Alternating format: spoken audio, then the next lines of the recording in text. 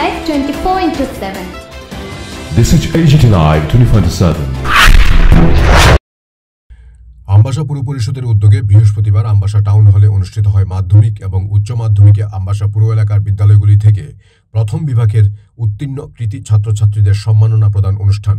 প্রদীপ প্রজ্বলনের মধ্য দিয়ে অনুষ্ঠানের শুভ সূচনা করেন আমবাসা পুর পরিষদের চেয়ারপারসন প্রতিমা মালাকার।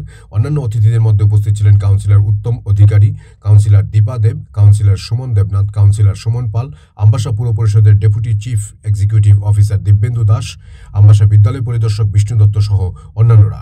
এদিন পুর এলাকার বিভিন্ন বিদ্যালয় থেকে মাধ্যমিক ও উচ্চ মাধ্যমিকে প্রথম বিভাগে উত্তীর্ণ 48 জন কৃতি ছাত্রছাত্রীদের সম্মাননা প্রদান করা হয়। কৃতি ছাত্রছাত্রীদের হাতে সম্মাননা তুলে দেন উপস্থিত অতিথিগণ।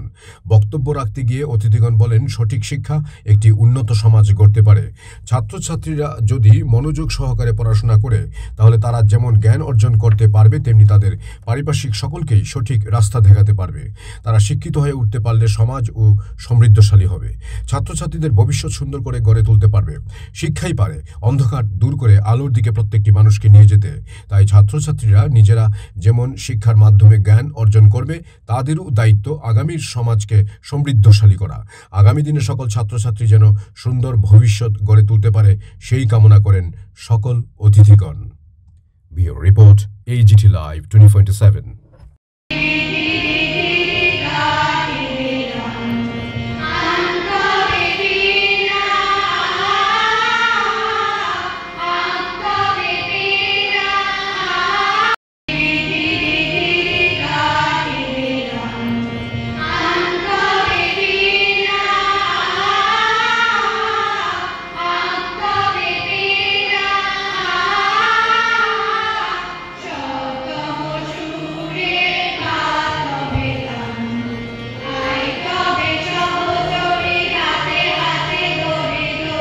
আমবাসা পুর পরিষদ প্রতি বছরই মাধ্যমিক এবং উচ্চ মাধ্যমিকে কৃতি ছাত্রছাত্রীদেরকে সংবর্ধনা জ্ঞাপন করে তাদের ভবিষ্যৎ জীবনে আরও উৎসাহ প্রদান, পাশাপাশি মানবিক মূল্যবোধ এবং সমাজের প্রতি দায়বদ্ধতা, সেই কথা মাথায় রেখেই আমরা এই কর্মসূচি গ্রহণ করি।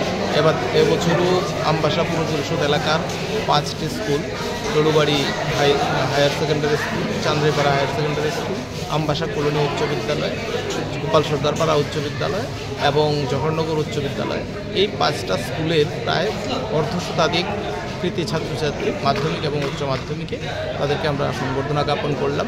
এর মাধ্যমে আমরা ভবিষ্যৎ প্রজন্মের কাছে বার্তা দিতে চাই, তারাও যেন সামাজিক দায়বদ্ধতার কথা মাথায় রেখে মূল্যবোধ জাগিয়ে দেবে।